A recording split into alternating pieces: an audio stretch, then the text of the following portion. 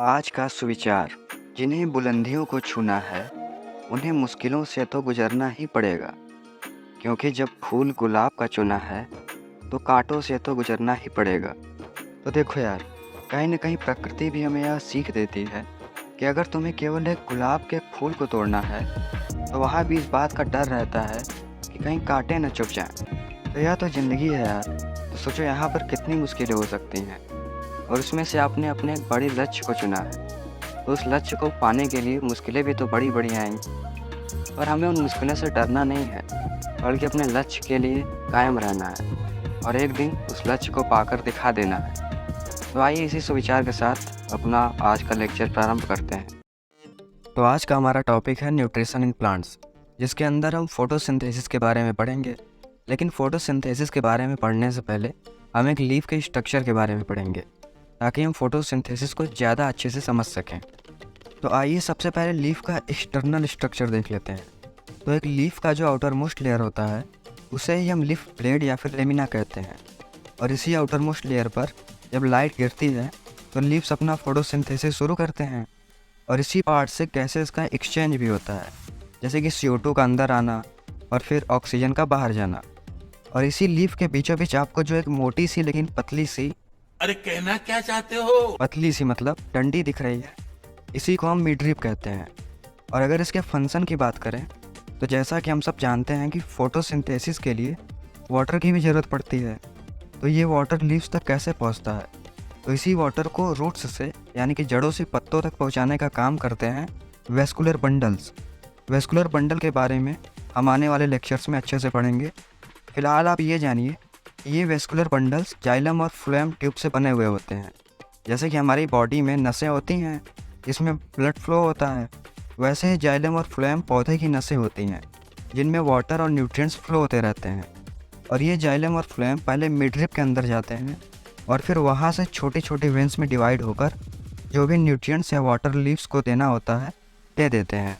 तो एक लीफ के एक्सटर्नल स्ट्रक्चर के बारे में जानने के बाद आइए अब इसके इंटरनल स्ट्रक्चर के बारे में भी देख लेते हैं। तो अगर आप एक लीफ को माइक्रोस्कोप की सहायता से देखेंगे, तो सबसे ऊपर आपको एक पतली सी ट्रांसपेरेंट और वैक्सी लेयर दिखेगी, जिसे कि हम क्यूटाइल कहते हैं। ये लेयर मेनली पानी को पत्तों से बाहर निकलने से बचाता है, यानी कि प्लांट्स को वाटर लॉस से बचाता है। क्यूटाइल के बाद आता है अपर एपिडर्मिस लेयर और उसी तरह से नीचे की साइड लोअर एपिडर्मिस लेयर होता है।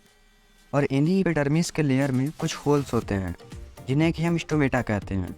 अपर और लोअर एपिडर्मिस के बीच में मीजोफिल सेल्स मौजूद रहते हैं, इन्हें कि फोटोसिंथेटिक सेल्स भी कहा जाता है। चूँकि मीजोफिल सेल्स एक तरह का प्लांट सेल है, तो इसके अंदर वो सभी ऑर्गेनेल्स होंगे जो कि प्लांट सेल में होते हैं। जैसे कि प्लांट सेल में सेल मेम्ब्रेन होता है, वैक्यूल होता है, क्लोरोप्लास्ट होता है, तो ये सभी ऑर्गेनेल्स एक मीजोफिल सेल्स के अंदर भी मौजूद होंगे। जैसा कि आप यहाँ पर देख सकते हैं कि मीजोफिल सेल्स के अंदर ये जो छोटे छोटे डॉट्स हैं, इन्हीं को हम क्लोरोप्लास्ट कहते हैं। और बीच में ये जो सर्कुलर स्पेस है, यानी कि बीच में जो खाली जगह है, इसी को हम वैक्यूल कहते हैं। और मीजोफिल सेल्स को दो कैटेगरीज में डिवाइड किया गया है। पहला है मीजोफिल पैरासाइट लेयर, जो कि अपर एपिडर्मिस के जस्ट नीचे होता है और इस लेयर का फंक्शन होता है फोटोसिंथेसिस करवाना। इसके बाद दूसरा टाइप है मीजोफिल स्पॉन्जी लेयर, जो कि पैरासाइट लेयर के नीचे होता है और इस लेयर में सेल्स दूर दूर होते हैं और बीच में काफ़ी खाली जगहें होती हैं, जिन्हें कि हम एयर स्पेसेस कहते हैं। और इसी स्पॉन्जी लेयर में गैसेस का एक्सचेंज होता है। अब हमें यह पढ़ना है कि ये गैसेस का एक्सचेंज कैसे होता है। तो देखिए, अपर और लोअर एपिडर्मिस में जो छोटे छोटे होल्स यानी कि छिद्र होते हैं, उन्हें हम स्टोमेटा कहते हैं। और जैसा कि हम सबको पता है कि लीव्स फोटोसिंथेसिस करते समय कार्बन डाइऑक्साइड को भी यूज करते हैं, तो उन लीव्स को यह CO2 कैसे मिलता है? तो ये कार्बन डाइऑक्साइड उन लीव्स तक इसी स्टोमेटा की सहायता से पहुँचते हैं और इसी स्टोमेटा के रास्ते ऑक्सीजन भी लीव्स से बाहर निकलता है, यानी कि स्टोमेटा की सहायता से ही गैसेस का एक्सचेंज होता है। और ये स्टोमेटा कब खुलेंगे और कब बंद रहेंगे, ये गार्ड सेल्स डिसाइड करते हैं। जैसे कि एक घर में दरवाज़ा लगा रहता है, वैसे ही अगर स्टोमेटा एक घर है, तो गार्ड सेल्स उस घर के दरवाजे हैं और जब गार्ड सेल्स खुले रहते हैं, केवल तभी गैसेस का एक्सचेंज होता है। जैसे कि आप कच्चे चने को पानी में भिगो देते हैं, तो कुछ समय बाद वो पानी को सोख कर फूल जाता है। लेकिन अगर आप उस फूले हुए चने को वापस धूप में रख देते हैं, तो वो पानी को लूज़ कर देगा और फिर से सिकुड़कर छोटा हो जाएगा। उसी तरह गार्ड सेल्स के भी खुलने और बंद होने का एक प्रॉपर तरीका है। जब ये गार्ड सेल्स पानी को एब्जॉर्ब करके फूल जाते हैं यानी कि स्वेल हो जाते हैं, तब स्टोमेटा बंद हो जाता है और कोई भी गैस अंदर या बाहर नहीं जा सकता। लेकिन जब ये गार्ड सेल्स पानी को लूज़ करके सिकुड़ जाते हैं यानी कि श्रिंक हो जाते हैं, तो स्टोमेटा खुल जाता है और गैसेस का एक्सचेंज शुरू हो जाता है। जैसा कि आप इस पिक्चर में देख सकते हैं कि यहाँ पर गार्ड सेल्स सिकुड़ गए हैं, जिसकी वजह से स्टोमेटा खुल गया है। तो यहाँ पर गैसेस का एक्सचेंज हो रहा होगा। लेकिन अगर ये गार्ड सेल्स दोबारा से फूल जाएँ तो ये आपस में चिपक जाएंगे और फिर गार्ड सेल्स बंद हो जाएंगे, जिससे कि स्टोमेटा भी बंद हो जाएगा। तो यहाँ पर फिर कोई गैसेस एक्सचेंज नहीं हो सकेगा। तो एक लीफ का स्ट्रक्चर के बारे में जानने के बाद आइए अब फोटोसिंथेसिस के टॉपिक पर वापस आते हैं। तो फोटोसिंथेसिस दो शब्दों से बना हुआ है। फोटो यानी कि लाइट और सिंथेसिस का मतलब होता है बनाना, यानी कि लाइट की हेल्प से बनाना। अगर इसके डेफिनेशन की बात करें तो the process by which green plants make their food like glucose from carbon dioxide and water by using sunlight energy in the presence of chlorophyll is called photosynthesis. Photosynthesis का definition अच्छे से समझने के लिए आपको फोटोसिंथेसिस का equation देखना पड़ेगा, जो कि है 6CO2 + 6H2O gives C6H12O6 + 6O2। तो देखिए, सबसे पहले कार्बन डाइऑक्साइड और वाटर का आपस में रिएक्शन होता है। ये रिएक्शन कब होता है? लाइट की प्रेजेंस में होता है। कहाँ पर होता है? तो लीफ में क्लोरोफिल के अंदर होता है। इन दोनों के मिलने से जो केमिकल रिएक्शन होता है, जिसमें कि ग्लूकोज और ऑक्सीजन की फॉर्मेशन होती है, इसी प्रोसेस को फोटोसिंथेसिस कहते हैं। तो आइए अब देखते हैं कि फोटोसिंथेसिस कितने स्टेप्स में होता है। तो एनसीईआरटी के अनुसार फोटोसिंथेसिस टोटल 3 स्टेप्स में होता है। यहाँ पर हम एक एक स्टेप्स के बारे में बात करेंगे। सो the first step is absorption of light energy by chlorophyll, यानी कि पौधे क्लोरोफिल की सहायता से लाइट एनर्जी को एब्जॉर्ब करते हैं। और जैसा कि हमने अभी अभी पढ़ा है कि पीज़ोफिल सेल्स के अंदर कुछ छोटे छोटे डॉट्स होते हैं, जिन्हें कि हम क्लोरोप्लास्ट कहते हैं। तो देखिए, इन्हीं क्लोरोप्लास्ट के अंदर एक ग्रीन कलर का मटेरियल भरा रहता है, जिन्हें कि हम क्लोरोफिल कहते हैं। यानी कि हम कह सकते हैं कि अगर क्लोरोप्लास्ट एक पैकेट है, तो उस पैकेट के अंदर जो मटेरियल प्रेजेंट है उसे ही हम क्लोरोफिल कहते हैं। और क्लोरोफिल का नेचर होता है कि जब भी इसके ऊपर लाइट आती है तो यह उस लाइट को एब्जॉर्ब कर लेता है, जो कि फोटोसिंथेसिस में काम आती है। इसलिए कहा जाता है कि जहाँ पर क्लोरोफिल मौजूद रहता है, केवल वहीं पर फोटोसिंथेसिस होता है। जहाँ पर क्लोरोफिल नहीं होता, वहाँ फोटोसिंथेसिस भी नहीं होता है। Now the second step is conversion of light energy to chemical energy and splitting of water molecules into hydrogen and oxygen. तो इस स्टेप में पौधे लाइट एनर्जी को केमिकल एनर्जी में कन्वर्ट कर देते हैं और वाटर यानी कि H2O के बीच मौजूद बॉन्ड को तोड़कर उसे हाइड्रोजन और ऑक्सीजन में कन्वर्ट कर देते हैं।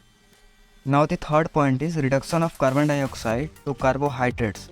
तो यहाँ पर भी पौधे कार्बन डाइऑक्साइड यानी कि CO2 के बीच के बॉन्ड को तोड़कर उसे कार्बन और ऑक्सीजन में कन्वर्ट कर लेते हैं, जो कि बाद में कार्बोहाइड्रेट यानी कि ग्लूकोज की फॉर्मेशन में काम आता है। और यहाँ पर CO2 को जिस तरीके से तोड़ा गया है, उस तरीके को रिडक्शन कहते हैं। जैसे कि हमने पहले पढ़ा था कि जब किसी कंपाउंड का ऑक्सीडेशन होता है, तब या तो उस कंपाउंड से हाइड्रोजन के एटम्स बाहर निकल जाते हैं या फिर ऑक्सीजन के एटम्स उस कंपाउंड के अंदर चले जाते हैं। लेकिन रिडक्शन में ऑक्सीडेशन का बिल्कुल उल्टा होता है। जब किसी कंपाउंड का रिडक्शन होता है, तब या तो उस कंपाउंड से ऑक्सीजन के एटम्स बाहर निकल जाते हैं या फिर हाइड्रोजन के एटम्स उस कंपाउंड के अंदर चले जाते हैं। जैसे कि यहाँ पर CO2 में से ऑक्सीजन के एटम्स बाहर निकल जाते हैं, तो हम यह कह सकते हैं कि यहाँ पर CO2 का रिडक्शन हो रहा है। और ज़रूरी नहीं है कि ये सभी स्टेप्स एक साथ हों। हो सकता है कि एक स्टेप आज हो तो दूसरा स्टेप 1 साल बाद हो। भाई साहब कुछ ज़्यादा नहीं हो गया ये? मतलब कुछ भी, मतलब अगला स्टेप कुछ घंटों बाद हो। जैसे कि कुछ लोग खाना खाने के तुरंत बाद ही 10-15 लीटर पानी पी लेते हैं। वहीं पर हमारे बड़े बुजुर्ग लोग खाना खाने के 1 या 2 घंटे बाद ही पानी पीते हैं। और वो हमें भी सलाह देते हैं कि बेटा खाना खाने के तुरंत बाद पानी नहीं पीना चाहिए। लेकिन हम कहाँ मानने वाले हैं। उसी तरह से प्लांट्स भी करते हैं। कुछ प्लांट्स एक ही राउंड में तीनों स्टेप्स कर लेते हैं, लेकिन कुछ प्लांट्स ऐसे होते हैं जो कि एक स्टेप अभी करेंगे तो अगला स्टेप कुछ घंटे बाद करेंगे। जैसे कि रेगिस्तान में यानी कि डेजर्ट में जो प्लांट्स होते हैं, वे रात में ही CO2 ले लेते हैं और केमिकल रिएक्शन करके एक इंटरमीडिएट बना लेते हैं। और ये इंटरमीडिएट आमतौर पर कोई ऑर्गेनिक एसिड होता है। इसके बाद ये प्लांट्स सुबह होने का इंतज़ार करते हैं और सुबह जब सनलाइट इन पर आती है तो ये अपने बाकी के दोनों स्टेप्स को करके अपने लिए फूड बना लेते हैं। तो यहाँ पर तीनों स्टेप्स एक साथ ना होकर अलग अलग टाइम पर हो रहे हैं। और देखिए, फोटोसिंथेसिस केवल लीव्स में नहीं होता है, बल्कि ये प्रोसेस किसी भी प्लांट के उन सभी पार्ट्स में हो सकता है जहाँ पर कि क्लोरोफिल मौजूद रहता है।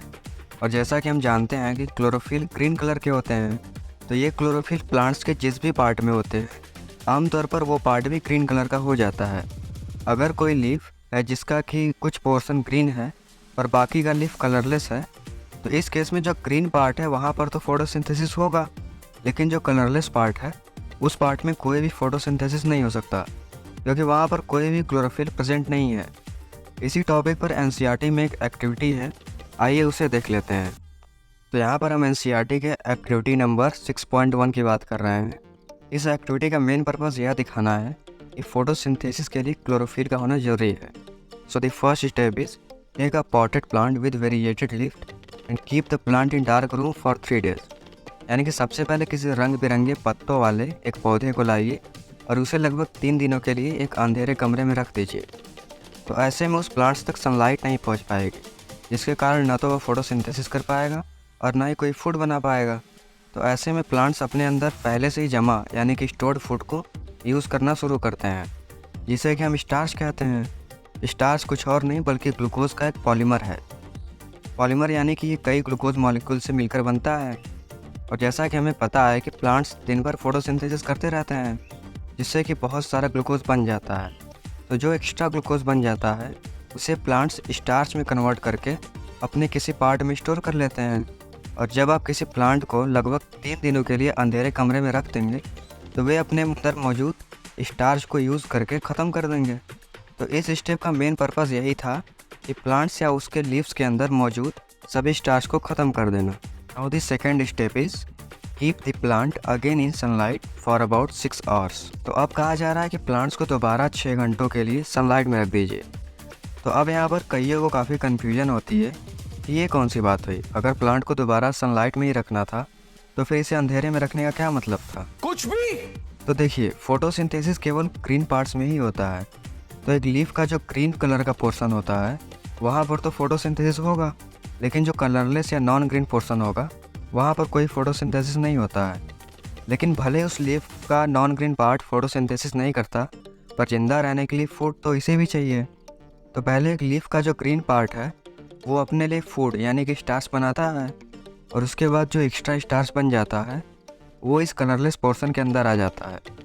तो इसलिए पहले एक प्लांट को अंधेरे में रखा गया ताकि उसके अंदर का सारा स्टार्च ख़त्म हो जाए, और बाद में उस प्लांट को केवल कुछ समय के लिए धूप में रखा गया, जितने समय में कि एक लीफ का जो ग्रीन वाला पोर्शन है वो केवल अपने लिए फूड यानी कि स्टार्च बना सके, उसे इतना समय न मिले कि वो नॉन ग्रीन वाले पोर्शन को स्टार्च ट्रांसफ़र कर सके।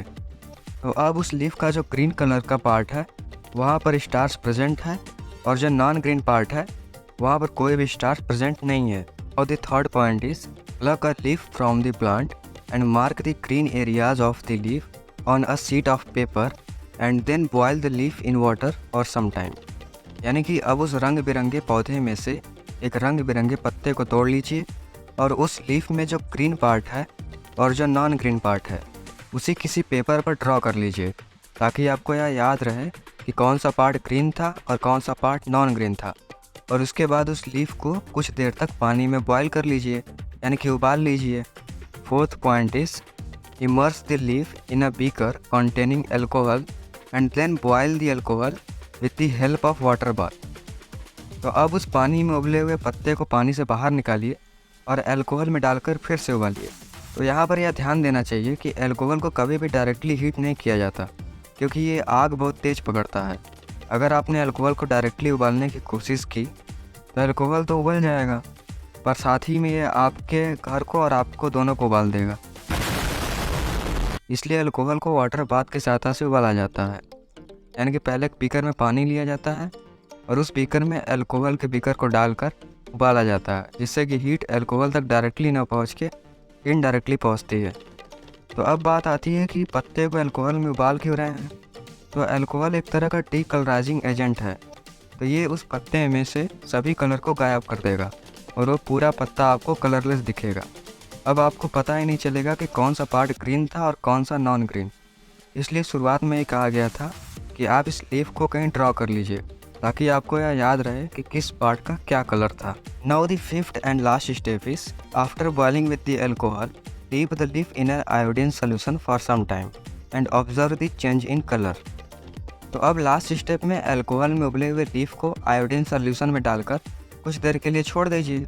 और आयोडीन का एक फंक्शन होता है कि जब भी ये स्टार्च के कांटेक्ट में आता है तो इसका कलर ब्लू या ब्लैक हो जाता है। इसलिए जब आप लीफ को आयोडीन सॉल्यूशन से बाहर निकालेंगे तो उस लीफ में कुछ कुछ जगहों पर ब्लू ब्लैक कलर होगा। ये वही जगह हैं जो कि शुरुआत में ग्रीन कलर की थी, क्योंकि यहीं पर क्लोरोफिल मौजूद था और इसी क्लोरोफिल की हेल्प से इन्होंने फोटोसिंथेसिस करके स्टार्च बना लिया था।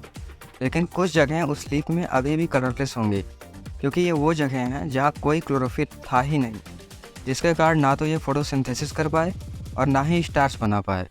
और ऊपर से आपने इसे केवल कुछ ही घंटों के लिए धूप में रखा था, इसलिए ये अपने हरे रंग वाले पड़ोसी से खाना भी नहीं मांग पाए। तो इस एक्टिविटी से ये प्रूव होता है कि पत्तों के केवल उन्हीं पार्ट्स में फोटोसिंथेसिस होता है जहाँ पर कि क्लोरोफिल मौजूद रहता है। इसके बाद आइए एनसीईआरटी के एक और एक्टिविटी नंबर 6.2 को देख लेते हैं, जो कि हमारा आज का लास्ट टॉपिक है।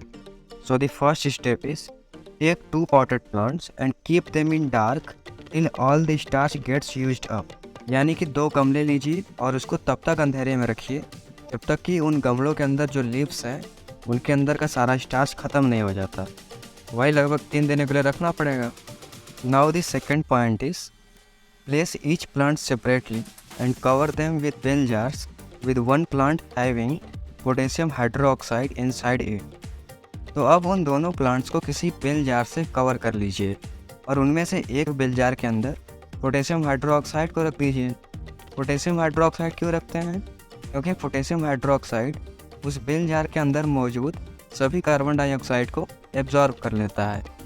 Now the next point is use Vaseline to seal the bottom of the bell jars and then put them in the sunlight.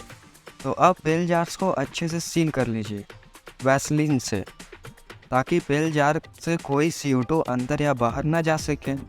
और इसके बाद इन दोनों बेल जार्स को सनलाइट में रख दीजिए। The fourth point is pluck a leaf from each plant and check for the presence of starch as shown in previous activity. तो इस स्टेप में आप उन दोनों प्लांट्स में से एक एक पत्ते को तोड़ लीजिए और चेक करिए कि किस में स्टार्च प्रेजेंट है और किस में स्टार्च एब्सेंट है, जैसा कि हमने प्रीवियस एक्टिविटी में किया था।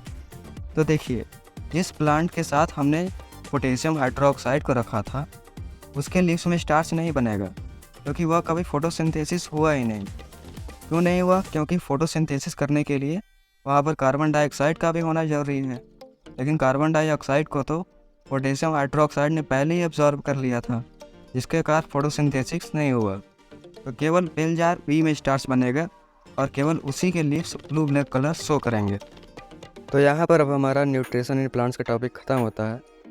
तो आइए जाते जाते आपको एक शेर वाली शायरी भी सुना ही देते हैं कि उनको अंग्रेजी बोलने का शौक़ इस कदर था कि वो बालकनी पर टहल टहल कर इंग्लिश पढ़े जा रही थी।